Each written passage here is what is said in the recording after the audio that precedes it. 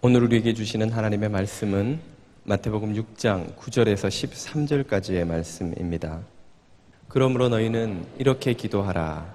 하늘에 계신 우리 아버지여, 이름이 거룩히 여김을 받으시오며 나라가 임하옵시오며 뜻이 하늘에서 이루어진 것 같이 땅에서도 이루어지이다. 오늘 우리에게 일용할 양식을 주시옵고 우리가 우리에게 죄 지은 자를 사하여 준 것 같이 우리 죄를 사하여 주시옵고 우리를 시험에 들게 하지 마시옵고 다만 악에서 구하시옵소서. 나라와 권세와 영광이 아버지께 영원히 있사옵나이다. 아멘. 지난주에 한 교우께서 스마트폰에 카카오톡이라는 어플리케이션으로 보이스 피싱이라는 신종 사기 수법에 관한 경고하는 텍스트를 제게 보내주셨습니다. 지금 목사님이 뭔 소리를 하는겨 하시는 분들은 메모가 왔다 이렇게 생각하시면 되겠습니다. 요즘 그 보이스 피싱이라는 신종 사기 수법이 아주 수법도 다양하고 그리고 대단히 많은 사람들에게 접근해서 전화를 걸어서 사기를 치는데요. 저도 예전에 한국에서 한번 그런 전화를 받아본 적이 있습니다.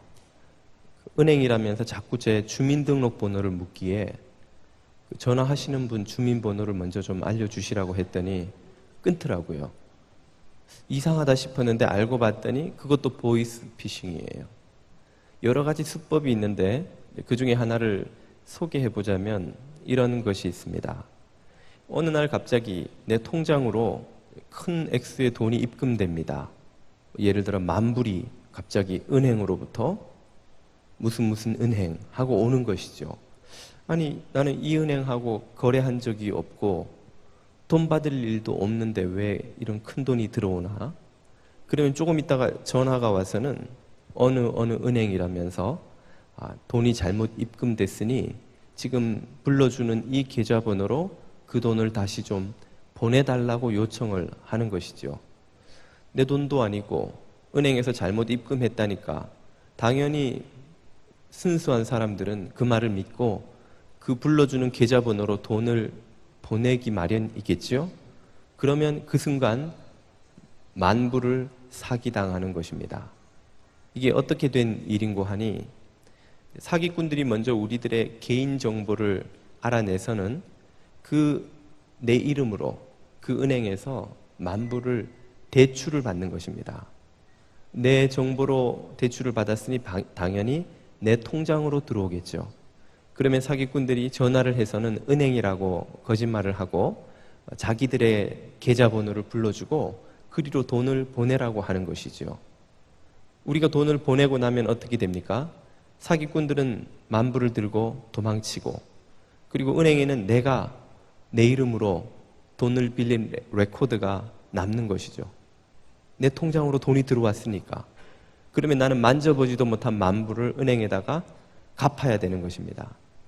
이런 방식으로 사기를 친다는 것이죠. 이런 기상천외한 방법의 신종 사기 수법이 얼마나 다양하고 많은지 이 순진한 사람들은 남의 말만 믿다가는 그야말로 어떻게 얼마나 쉽게 속가 넘어갈지 모를 정도로 교묘한 방법들이 많습니다.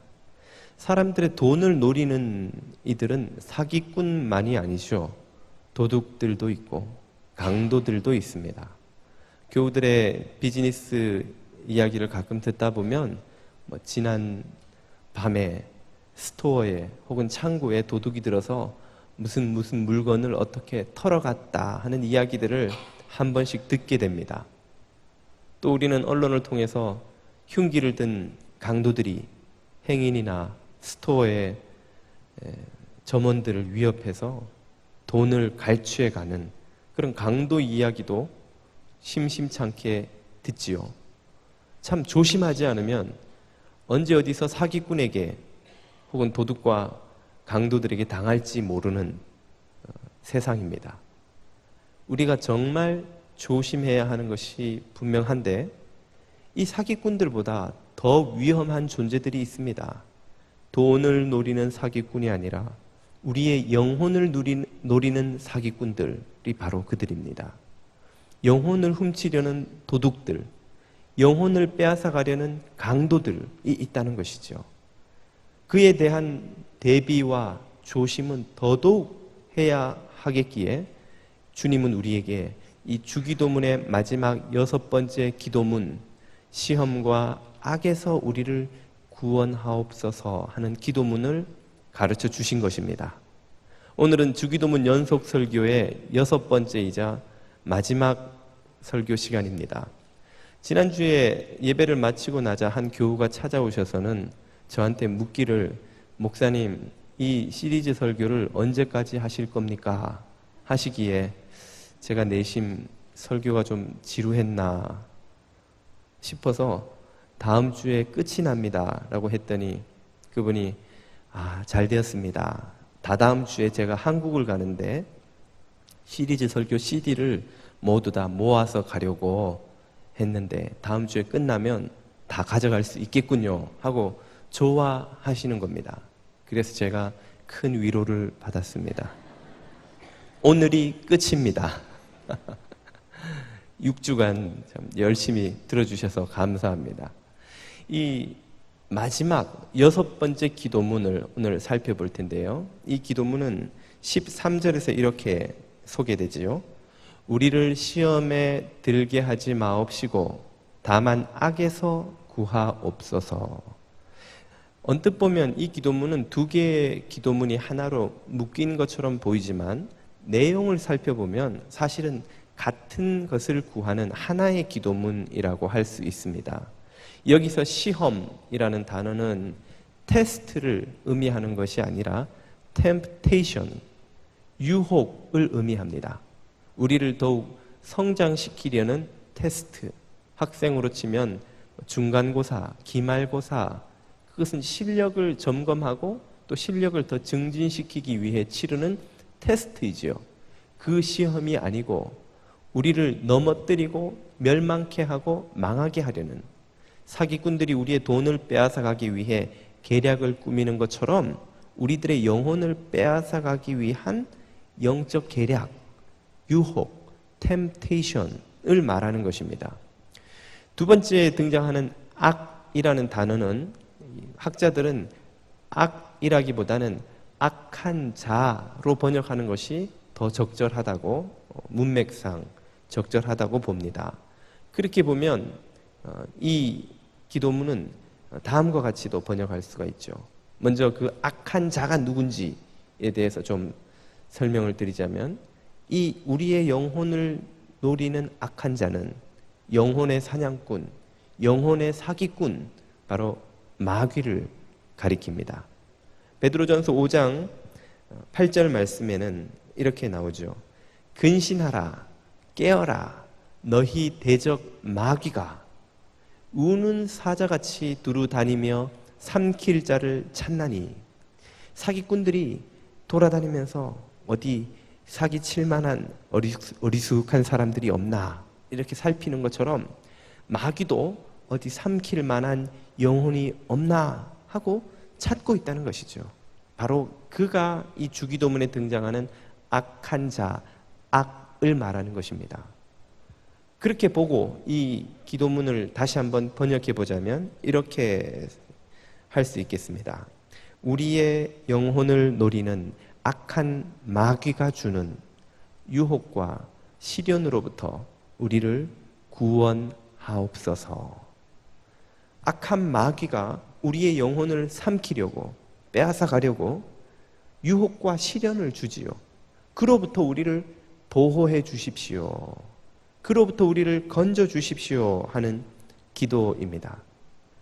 구체적으로 이것이 구하는 바가 무엇인가를 다시 생각해 봐야 하는데요. 이 기도문을 기도하면서 사람들이 오해를 많이 하기 때문입니다. 많은 사람들이 이 기도를 하기를, 주님, 우리를 유혹하는 일이 없게 해 주십시오.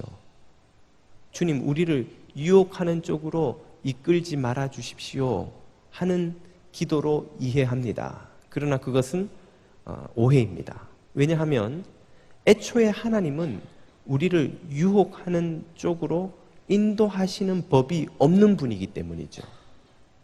하나님은 우리를 유혹의 자리로 인도하시는 법이 없는데 그분에게 우리를 유혹하는 자리로 인도하지 말아 주십시오 라고 기도하는 것 자체가 모순 아니겠습니까? 야고보서 1장 13절은 하나님에 대해서 이렇게 소개합니다. 사람이 시험 받을 때에 내가 하나님께 시험을 받는다 하지 말지니 왜냐하면 하나님은 악에게 시험을 받지도 아니하시고 친히 아무도 시험하지 아니하시느니라. 하나님은 애초에 우리를 템테이션 하시는 분이 아닙니다. 하나님이 하시는 것은 테스트죠. 테스트. 아브라함에게 행하신 일은 테스트이지 유혹해서 넘어뜨리려는 템테이션이 아니었습니다. 하나님은 템테이션을 하시는 분이 아니지요. 그러면 누가 우리를 유혹해서 넘어뜨리려고 합니까? 우리가 방금 살펴보았지만 마태복음 4장 3절에도 그 마귀에 대해서 다음과 같이 소개하고 있습니다. 시험하는 자, 마귀가, 템테이션 하는 자가 마귀라는 것이죠. 마귀가 예수께 나와서 이르되 내가 만일 하나님의 아들이거든 명하여 이 돌들로 떡덩이가 되게 하라. 누가 유혹하는 자입니까? 마귀지요. 마귀. 하나님은 애초부터 우리를 유혹하시는 분이 아니고 우리를 유혹하는 자리로 인도하시는 분도 아닌데 그분에게 유혹하는 대로 저희를 이끌지 말아 주십시오 라고 기도할 이유가 없지 않습니까? 그러므로 이 기도문은 그런 뜻이 아닙니다. 또 좀 다르게 생각해 보면 하나님, 우리가 유혹을 받지 않고 살게 해 주십시오 하는 기도문이 아닐까? 많은 사람들이 그렇게 이 기도문을 이해합니다. 그래서 주기도문을 드리고 나면 내가 유혹받는 일이 없을 것이다 하는 기대를 하지만 성경을 보면 그것 역시 아니라는 것을 쉽게 알 수 있습니다. 왜냐하면 복음서를 보면 우리 주님은 많은 유혹을 받으셨고 제자들도 유혹을 받았고 서신서를 보면 우리 모든 성도들은 항상 이 유혹에 직면할 것을 대비하고 준비하고 경계하고 살아야 한다는 사실을 강조하기 때문입니다. 성경은 우리 삶에 유혹이 절대로 없지 않다고 선언하고 시작합니다. 예수님이 유혹 당하신 일에 대한 히브리서 4장 15절의 말씀을 한번 보십시오. 우리에게 있는 대제사장 예수 그리스도는 우리의 연약함을 동정하지 못하시리가 아닌데 왜냐하면 모든 일에 우리와 똑같이 시험을 받으시니로되. 이 말은 예수님이 모든 일에 시험을 다 받으셨다는 이야기예요. 예수님도 성적인 유혹, 탐욕의 유혹, 허영의 유혹을 그대로 받으셨고 우리와 똑같이 시험을 받았다는 말은 우리도 그 유혹을 그대로 다 받아야 한다는 이야기입니다. 우리도 이 세상에서 사는 동안에는 성적인 유혹이 늘 우리를 공격합니다. 탐욕의 유혹이 늘 우리를 공격합니다. 허영의 유혹이 역시 우리를 가만 내버려 두지 않습니다. 그렇기 때문에 이 주기도문의 기도문을 유혹으로부터 우리를 면제받는 데서 살게 해 주십시오. 모든 유혹이 사라진 비닐하우스 같은 낙원 같은 곳에서 그렇게 살게 해 주십시오 하는 기도는 아니라는 것이죠. 그런 기도를 지금 의미하는 것이 아닙니다. 그러면 시험을 피하고 악에서 건져달라는 기도가 도대체 의미하는 바가 무엇입니까?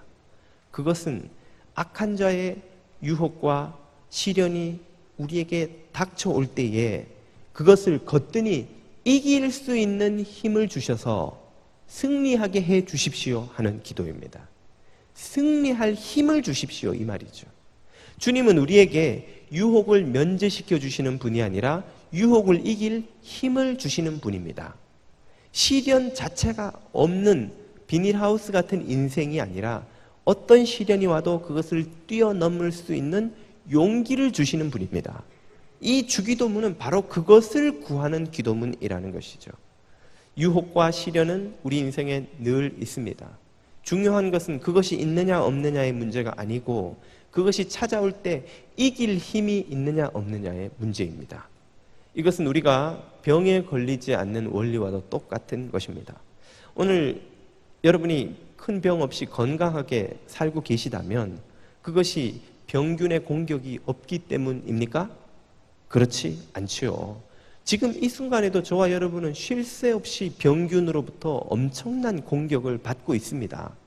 제가 예전에 어느 다큐멘터리를 보니까 우리 손에 있는 수많은 그 수억인지 뭐 수십억인지도 알 수 없는 대장균을 완전히 죽이는 방법이 없다고 합니다. 물로 씻는 건 아무 소용이 없어요. 그냥 흙, 먼지만 닦아내는 것이지 병균을 죽이는 데는 효과가 없습니다. 비누로 씻으면 한 60% 정도의 대장균이 죽는다고 해요. 알코올로 씻으면 90% 이상이 죽습니다. 그러나 그렇게 해도 퍼펙트하게 손을 완전히 씻을 수는 없다는 거예요. 어디 손만 그렇습니까? 우리가 먹는 음식에는 얼마나 많은 보이지 않는 병균들이 묻어서 우리 입으로 들어오고 또 우리가 들이마시는 공기에 얼마나 많은 병균들이 섞여서 들어오는지 모릅니다. 그런데 어떻게 저와 여러분들이 병에 걸리지 않고 멀쩡하게 살아가는 것일까요?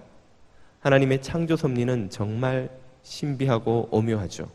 우리 피 속에 있는 백혈구 부대가 그 병균 부대와 싸워서 그 병균들을 다 죽이기 때문입니다. 피 안에 적혈구도 있고 백혈구도 있고 여러 요소들이 있는데 이 중에 백혈구의 기능이 바로 방어부대입니다. 보호하는 이 가드들이죠. 우리 피 안에서 생산된 이 백혈구들이 침투한 병균들을 만나면 그 병균들을 끌어안고 자폭을 합니다. 농개처럼 같이 죽는 거예요. 너 죽고 나 죽자. 그리고 이제 병균 하나, 백혈구 하나 1대1로 잡아서 죽이는 겁니다. 그래서 건강한 사람의 특징은 이 백혈구를 많이 만들어내기 때문에 병균들이 아무리 들어와도 다 막아낸다는 거죠. 언제 병에 걸리고 병균의 공격에 지고야 맙니까? 우리 몸이 약해지면, 그걸 흔히 면역력이 떨어지면 이라는 표현을 쓰죠. 사람이 피곤하면 감기에 잘 걸리는 이유가 면역력이 떨어졌기 때문인 거예요.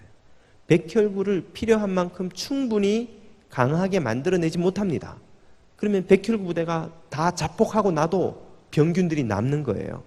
그러면 그 병균에 의해서 우리가 감기에 걸리거나 혹은 더 심한 병에 걸리기도 하는 것이죠. 이것과 똑같은 원리입니다.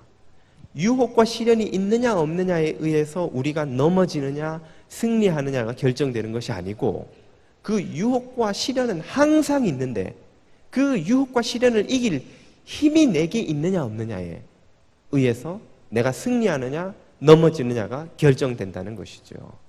그러므로 이 기도문이 구하는 것은 유혹과 시련을 이길 힘을 주시옵소서 하는 것입니다. 이것을 이 유혹과 시련을 이길 힘이 충만한 상태를 성경은 영혼의 강건함 혹은 성령 충만함이라는 단어로 표현합니다. 우리가 성령 충만할 때는 어떤 유혹이 와도 어떤 시련이 와도 넘어지지 않고 그것을 거뜬히 물리치고 승리하고 전진할 수가 있지요. 그러나 성령의 기름 부으심이 약해지고 우리가 성령님을 의지하지 않을 때에는 작은 유혹과 시련이 와도 그만 넘어지고야 마는 것입니다. 오늘 저와 여러분의 영혼이 성령으로 강건하여져서 어떤 유혹과 시련도 거뜬히 이기실 수 있게 되기를 축복합니다. 어떻게 하면 우리들의 영혼이 강건해집니까? 어떻게 하면 우리가 유혹과 시련을 거뜬히 이길 성령 충만을 얻습니까?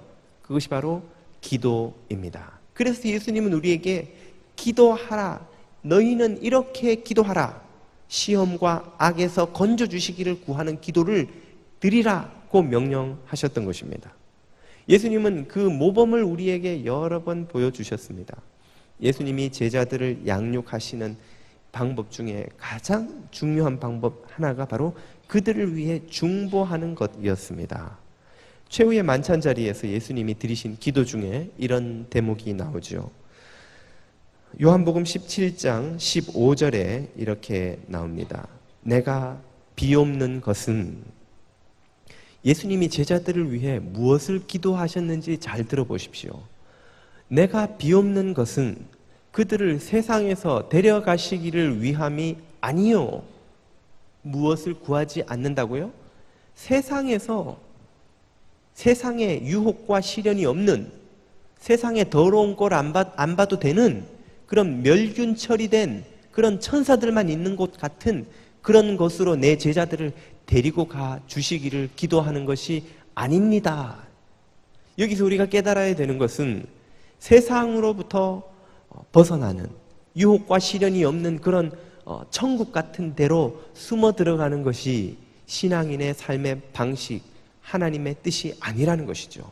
우리는 종종 그것이 하나님의 방법이 아닌가 착각을 합니다.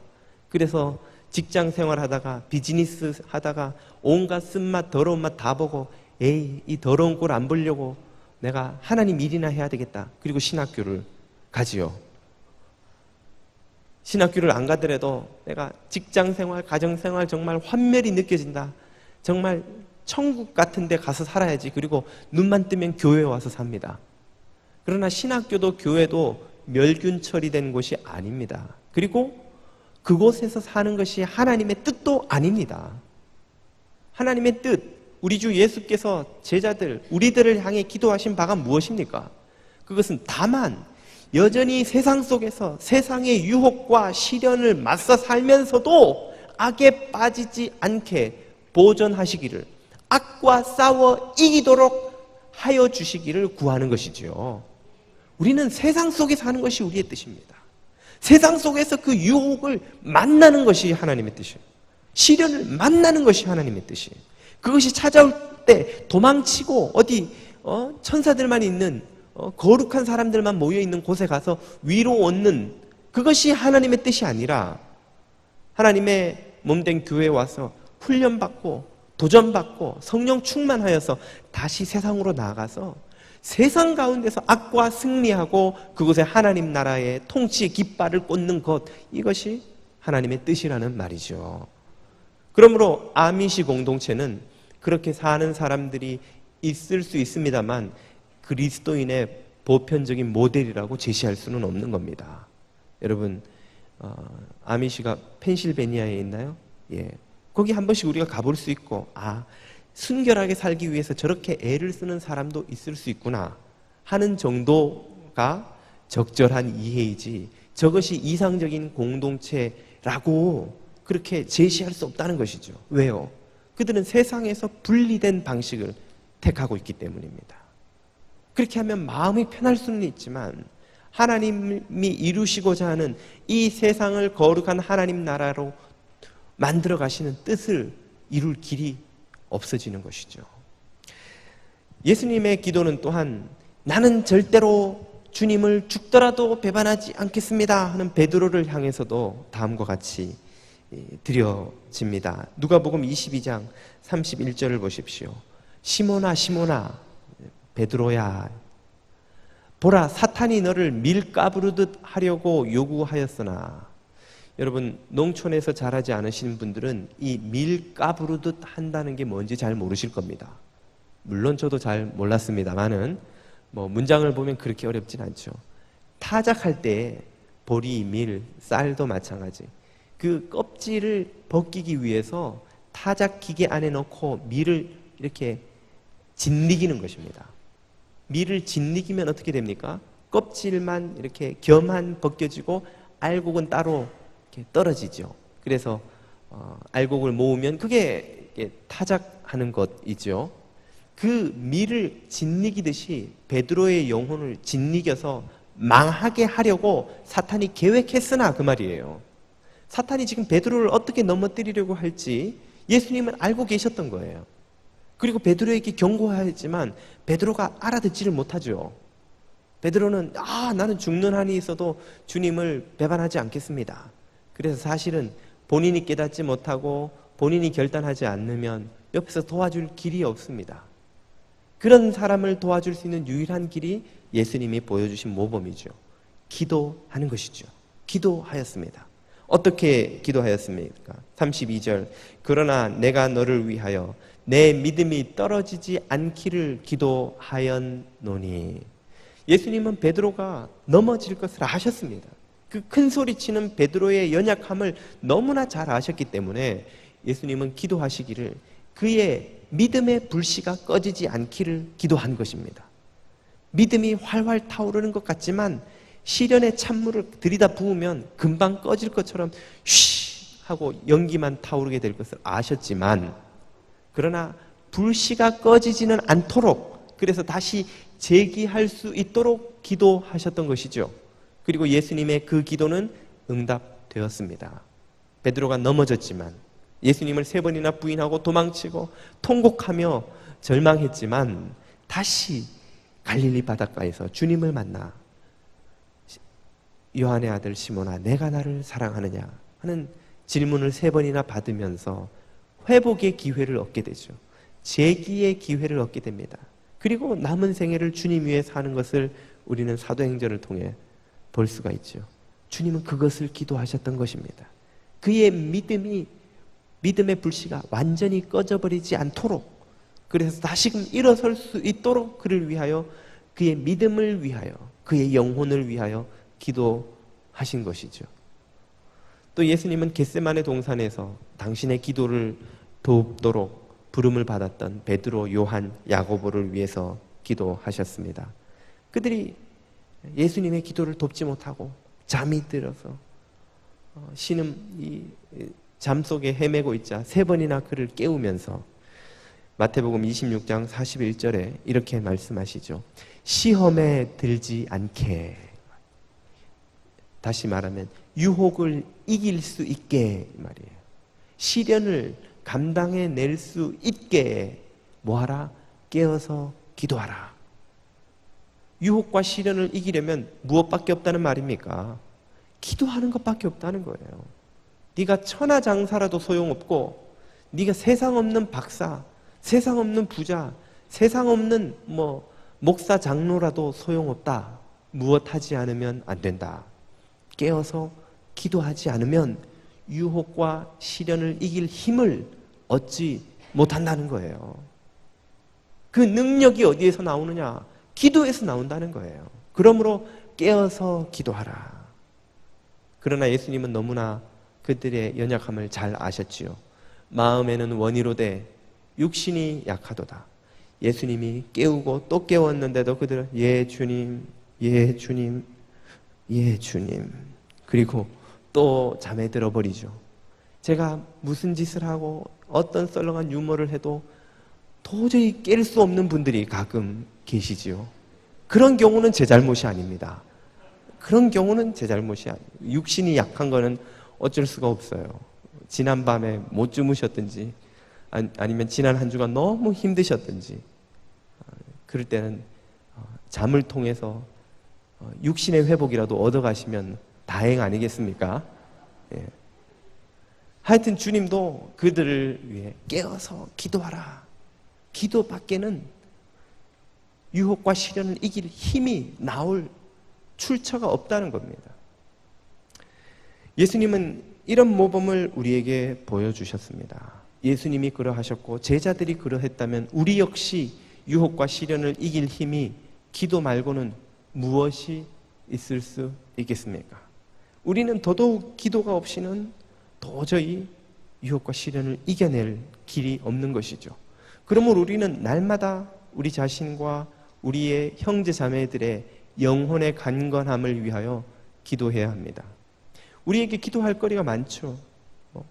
가정을 위해서, 일터를 위해서, 자녀를 위해서, 건강을 위해서 여러 가지가 많지만 그 모든 것보다 더 중요한 기도 제목이 하나 있습니다. 그것은 바로 우리들의 영혼의 강건함입니다. 영혼의 사기꾼, 영혼의 도둑 강도들이 우리의 영혼을 강탈해 가지 못하도록 우리의 영혼의 강건함을 유혹과 시련으로 넘어뜨리려고 해도 얼마든지 거뜬히 이겨낼 수 있도록 항상 성령 충만함을 위해 기도해야 하는 것입니다. 여러분의 돈을 지키기 위해 얼마나 수고를 많이 하십니까? 어떤 은행이 안전할까? 어느 펀드에 넣어야 될까? 어떻게 하면 좋은 부동산을 사놓는 게 안전할까? 그리고도 사람들이 쉽게 알지 못하도록 어려운 비밀번호를 잘 만들어 놓고 나중에는 나도 잊어버려가지고 찾지도 못하고 은행에 전화해서 잊어버렸어요. 죄송해요. 본인 확인하러 신분증 들고 오세요. 그리고 바꿔놓고 또 잊어버리고. 이 모든 노력을 왜 합니까? 왜? 돈을 지키려고 하는 거 아니에요? 돈이 소중하니까? 그러나 진정으로 하나님의 살아계심을 믿는 우리에게 있어서 돈과 우리의 영혼 중에 뭐가 더 중요합니까? 그런데도 우리는 영혼을 지키기 위해서는 그 돈을 지키려는 수고의 10분의 1도 하지 않는다는 거예요. 주님이 그걸 깨달으라는 거예요. 뭐가 더 소중하냐? 돈을 지키기 위해서는 그렇게 애를 쓰면서 너희들의 영혼을 지키기 위해서는 그렇게 걱정하지도 염려하지도 노력하지도 기도하지도 않다니 그 영혼의 소중함을 아는 거냐 모르는 거냐 하고 주님이 우리를 도전하시는 것입니다. 우리 영혼을 지키는 기도의 패스워드는 너무 쉬워서 잊어버릴 수가 없어요. 지저스 5개 딱 누르면 딱 열리는 영혼의 금고가 있는데 우리는 그 금고를 쓰지 않는 것이죠. 그러므로 우리는 형제 자매들을 위해 매일 기도해야 합니다. 목사님, 매일 기도하는 게 쉽나요? 우리는 매일 세수하잖아요. 우리는 매일 밥도 먹고 매일 화장실도 가고 매일 화장도 하고 변장도 하고 분장도 하고 다 하잖아요. 하는데 매일 기도하는 게 왜 불가능합니까? 그래서 불가능해서 못하는 것이 아니라 우리들이 거기에 마음을 두지 않기 때문에 못하는 겁니다. 여러분, 마음을 두면요 하게 됩니다. 하게 됩니다. 제가 옛날에는 향수를 쓰질 않아서 누가 선물하면 향수가 항상 쌓였어요. 맨날 뿌려야지 하다가도 그냥 그 화장품통에 그냥 놔두고 잊어버렸는데 언제부턴가 향수를 써야 되는 거구나. 제가 그런 생각을 하게 됐습니다. 또 특히 미국 와서는 서로 다른 인종들이 섞여 살다 보면 내 코에는 나지 않지만 다른 인종 코에는 날 수 있는 냄새가 내게 있을 수 있겠구나. 그 생각을 하고 나니까 매일 향수를 쓰게 되더라고요. 그게 필요하다는 걸 깨달으니까 매일 하게 되는 거예요. 그러니까 몇 통 있던 게 금방 바닥 나버렸어요. 또 사야 돼요. 집에 남는 거 있는 분들은 좀 갖다 주시라는 이야기가 아니고 필요하다는 걸 깨달으면 하게 됩니다. 하게 됩니다. 우리가 매일 내 영혼을 형제들의 자매들의 영혼을 위해서 기도해야 된다. 그거는 믿음이 대단한 사람들만 하는 것이죠. 그렇지 않습니다. 그건 믿음의 문제가 아니에요. 그것이 중요한지 깨닫는 사람의 문제, 깨달음의 문제예요. 향수가 필요하구나. 옛날에는 로션도 우리 남자들 안 발랐지만 언제부턴가는 세수하고 로션 바르는 게 필수가 되지 않았습니까? 그것이 필요하다고 생각하면 하게 되는 거예요. 기도도 우리에게 필요하다고 생각하면 아침 안 먹고 출근하면 오전 점심 때까지 힘이 없어서 일 못하듯이 기도 안 하고 하루를 시작하면 내 영혼의 강건함이 떨어져서 배는 부른데 영혼은 막 비실비실하는 것을 느끼게 되면 하게 됩니다. 우리가 그걸 느껴야 돼요. 그 가치와 중요성을 깨달아야 하는 것입니다. 매일매일 우리 영혼의 강건함을 위해 기도하실 수 있기를 축복합니다. 기도하는 이에게 어떤 약속을 주님은 주십니까? 이사야서 43장 2절 3절에는 기도하는 하나님의 자녀들에게 주시는 하나님의 약속이 있습니다. 내가 물 가운데 지날 때에 내가 너와 함께 할 것이라. 강을 건널 때에 물이 너를 침몰하지 못할 것이며 내가 불 가운데 지날 때에도 타지 아니할 것이요 불꽃이 너를 사르지도 못하리니 대저 나는 여호와 내 하나님이요 이스라엘의 거룩하니요 내 구원자임이라. 물과 불은 우리가 겪어야 하는 유혹과 시련을 상징합니다. 물 같은, 불 같은 그 물, 여러분 물이 얼마나 무서운지 바다 한가운데서 길 잃어보시면 아십니다. 시커먼 바닥이 보이는 순간 아무리 수영 잘하는 사람도요 몸에 쥐가 나버려요. 경직돼서 두려움에 사로잡혀서 불의 무서움은 말할 것도 없죠. 그 물과 불처럼 무서운 유혹과 시련이 밀려와도 기도하는 자들에게는 하나님이 동행하시고 지키신다는 거예요. 영혼의 강건함을 주셔서 거뜬히 이겨낼 수 있는 힘을, 영혼의 체력을 더해 주신다는 것입니다. 그러므로 참으로 이기는 사람은 누구입니까?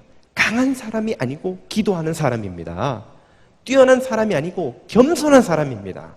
하나님만이 나를 도우시고 하나님의 도움을 힘입을 때만이 승리할 수 있다고 겸손히 믿고 기도하는 사람이 승리하는 것이지, 강한 사람, 뛰어난 사람, 신앙 경력 오래된 사람, 직분이 있는 사람, 목사 타이틀 단 사람이 승리하느냐? 절대로 그렇지 않습니다. 이사야서 40장 29절 이하에서는 이런 원리를 이렇게 설명하십니다. 여호와는 피곤한 사람에게는 능력을 주시며 무능한 자에게는 힘을 더하시나니, 그러므로 피곤하고 무능한 자도 주님 주시는 힘으로 승리한다는 거예요. 그러나 30절, 소년이라도, 여기서 소년은 보이를 말하는 게 아니고 청년을 말하는 것입니다. 건장한 청년이라도 피곤하며 곤비하며 장정이라도 넘어지며 쓰러지되, 아무리 육체적으로 강해 보이는 사람도 쓰러진다는 거예요. 그러나 31절, 오직 여호와를 앙망하는 바라보는 자는 새 힘을 얻으리니 독수리가 날개치며 올라감 같을 것이요 다른 박질하여도 곤비하지 아니하겠고 걸어가도 피곤하지 아니하리로다. 아멘. 누가 승리한다는 것입니까? 여호와를 바라보는 자, 앙망하는 자, 기도로 의지하는 자가 승리한다는 거예요. 육체에 힘 있는 사람, 머리에 지식이 많은 사람, 세상에 높은 타이틀, 신앙 경력, 직분 달고 있는 사람이 승리하는 것이 아니라 겸손히 여호와 앞에 무릎 꿇는 자가 승리한다는 말입니다. 그러므로 여러분, 교회 지도자들을 위해서 기도해 주셔야 됩니다. 저 사람은 믿을 만한 사람이에요, 저 사람은 신실한 정말 믿음의 모델이에요 하는 사람을 믿으시면 안 돼요. 그런 사람일수록 허무하게 무너지는 예가 얼마나 많은지 모릅니다. 제가 길지 않은 목회 생활 동안 한때 교회를 위하여 엄청난 열매를 거두었던 교회 지도자들이 이 정욕에, 탐욕에 혹은 허영의 유혹에 넘어가서 결국은 교회의 짐이 되고 그들의 이름이 오명이 되는 그런 예들을 얼마나 많이 보는지 모릅니다. 사람은 믿음의 대상이 아닙니다. 오늘 신실한 사람이 내일도 신실하리란 보장이 전혀 없어요. 신실함은 하나님의 성품이지 사람의 성품이 아닙니다. 사람의 성품의 특징은 변덕. 내 마음 나도 몰라 갈대 같은 내 마음. 이 사람도 좋았다가 저 사람도 좋았다가. 여자의 마음만 그러는 것이 아니고 모든 사람의 마음은 갈대와 같습니다. 오늘 하나님을 향해 눈물을 흘리며 죽더라도 주님을 배신하지 않겠습니다라고 한 사람이 베드로처럼 다음날 아침에 주님을 배신할 수도 있는 거예요. 이해관계가 엇갈리면, 처음 했던 생각과 기대가 달라지면 언제든지 바뀔 수 있는 게 인간의 마음입니다. 그러므로 우리 자신을 믿지 말고, 형제 자매를 믿지 말고 하나님을 믿으셔야 해요. 하나님이 나를 붙들어 주실 때만 나는 승리합니다. 하나님이 저 형제 자매를 붙들어 주실 때만 그도 끝까지 승리할 수 있는 것입니다. 이것을 믿고 신실한 사람을 위해서도 역시 기도해야 됩니다. 구역 식구들끼리 서로를 위해 기도해야 합니다. 구역 일꾼들을 위해 기도해야 합니다. 교회 지도자들을 위해 기도해야 합니다. 목사님, 장로님들을 위해 기도해야 됩니다. 왜요? 그 사람들은 더욱더 마귀의 공격에 노출되어 있기 때문입니다.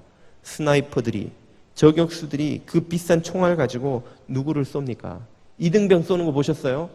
다 장교를 쏘는 겁니다. 중대장 쏘고 연대장 쏘고 대대장 쏘고. 왜요? 장교를 죽여야 그 부대가 오합지졸이 되거든요. 무너지거든요. 교회를 무너뜨리려면, 목사 무너뜨리면 쉬운 거예요. 장로 무너뜨리면 쉬운 거예요. 훨씬 쉬운 거예요. 그러므로 훨씬 더 많이 마귀의 공격에 노출되어 있습니다. 그래서 늘 그들을 위해 기도해야 합니다. 하나님의 은혜로 그들의 영혼을 강건하게 해주셔서 유혹과 시련을 이길 수 있도록 기도해야 하는 것이죠. 서로 형제 자매들을 위해서 우리는 쉼없이 기도해야 합니다. 예수님도 그렇게 유혹을 이기셨습니다. 우리 믿음의 선배들도 그렇게 유혹과 시련을 이겨냈습니다. 베드로가 그렇게 실패했지만 다시 기회를 얻은 후에 사도행전을 보면 그가 이 승리와 패배의 비밀을 깨달았습니다. 그래서 쉼없이 기도하는 사람이 되었습니다.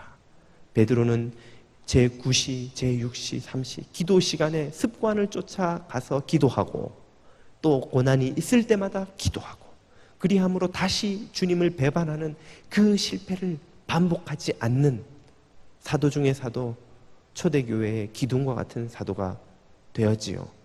우리도 실패한, 좌절한 과거가 있을지라도 이 원리를 배우면 됩니다. 겸손히 무릎 꿇는 사람이 승리하는 것입니다. 그때에 우리는 강건함을 얻고 유혹과 시련을 이길 힘을 얻게 되는 것이죠. 사랑하는 성도 여러분, 여러분의 영혼은 누가 지켜주십니까? 여러분의 영혼은 무엇으로 지킬 수 있습니까? 자비롭고 전능하신 하늘아버지께서 주시는 힘을 의지하여 모든 유혹과 시련을 이겨내고 최후 승리를 거두시는 여러분 되시기를 축복드립니다.